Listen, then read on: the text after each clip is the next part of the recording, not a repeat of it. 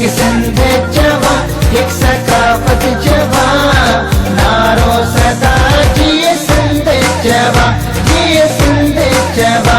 नाज़रीन, अवामी न्यूज़ में ख़बरनि जो सिलसिलो जारी है। हिन वक़्तु असीं तव्हांखे कराची में ख़बर ॾींदा हलूं त अवामी न्यूज़ जे ॾिनल सॾ 5 डिसंबर ते एकता क़ौमी काज मल्हाइण जे लाइ तयारियूं मुकमल। कराची, हैदराबाद, मीरपुर ख़ास में तयारियूं मुकमल कयूं वयूं आहिनि। समूरी सिंध झरके पई, मुड़के पई। समूरी सिंध में अवामी न्यूज़ जे सरवाण अब्दुल रज़ाक राजपूत खे जस पेश करण जो सिलसिलो जारी है ऐं सक़ाफ़ती तयारियूं बि मुकमल कयूं वयूं। क़ौमी काज खे भरपूर अंदाज में मल्हाए सिंध अमड़ खे लफ़्ज़नि सां भेटा पेश कई वेंदी। मज़ीद खबरों और तफ़सीलात के लिए विजिट करें हमारी वेबसाइट www.awamiNewsHD.com।